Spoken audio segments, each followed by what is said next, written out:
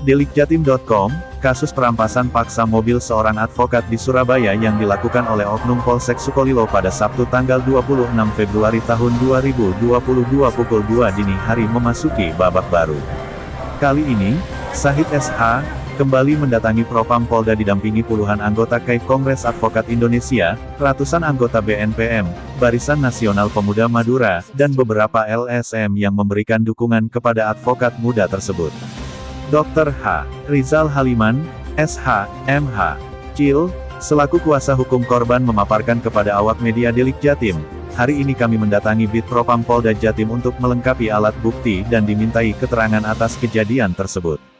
Rizal Haliman juga menegaskan, di mana kami berlandaskan penegak hukum, kami berharap kejadian ini untuk membuktikan kebenarannya kita uji di pengadilan, jika mereka melanggar kode etik maka biar diproses secara kode etik profesinya.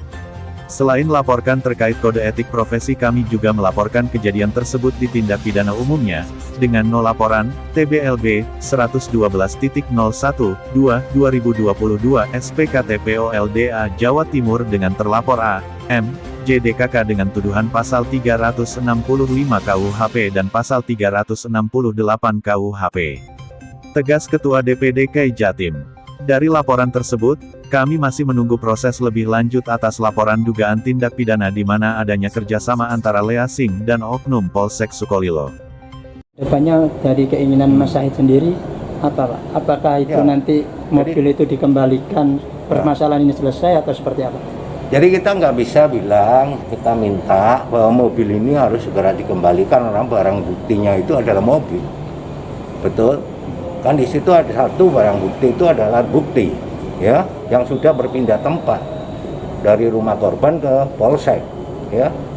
Kedua, bukti adalah saksi, ya, itu. Jadi meskipun ini dirubah dengan membuat suatu industri hukum agar perbuatan ini legal, ini jelas tidak bisa legal. Ini fakta hukum, ya. Jadi nggak bisa dibuat main-main ini, ya.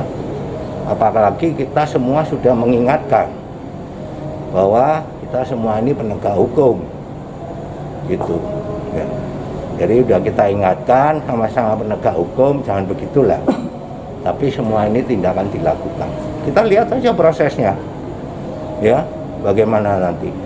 Baik masalah kode etik profesi maupun dugaan tindak pidana. Tindak pidana umumnya bagaimana, kan begitu. Ini bukan antar personal ini.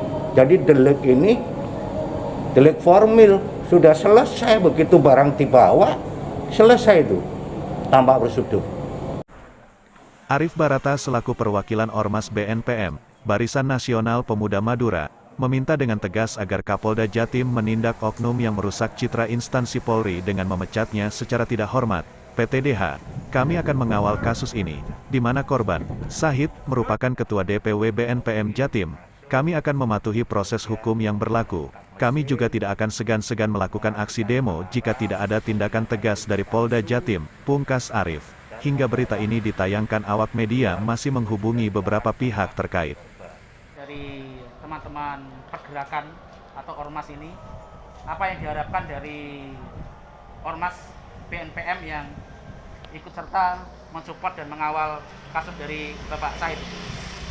Saya sebagai wakil dari BNPM, Barisan Nasional Pemuda Madura, berharap bahwa kasus ini diselesaikan dengan tuntas, jangan sampai terjadi anarkis dari oknum yang melakukan premanisme. Jangankan kepada advokat, kepada warga biasa pun tidak boleh hal itu bisa terjadi. Dan harapan kami, polisinya segera dipecat dan diberhentikan sebagai pelaksana hukum, karena ini tindak pidana murni. Itu harapan dari kami Barisan Nasional Pemuda Madura. Andai kata, semisal tidak ada tindak lanjut dari kasus yang dialami Bapak Syahid ini, apa yang akan dilakukan oleh BNPM? Bentuk advokasi dari pergerakan Ormas ini apa? Misalkan tidak ada tindak lanjut dari proses Propam Polda Jatim, kami akan melakukan aksi. Besar-besaran ini? Aksi ini kami akan koordinasikan seluruh Jawa Timur. Pemuda Madura Jawa Timur akan melakukan aksi geruduk Polda Jatim. Mantap. Saya sebagai Korlap akan mengkoordinasikan itu untuk semua DPD yang ada di Jawa Timur. Saya siap datangkan.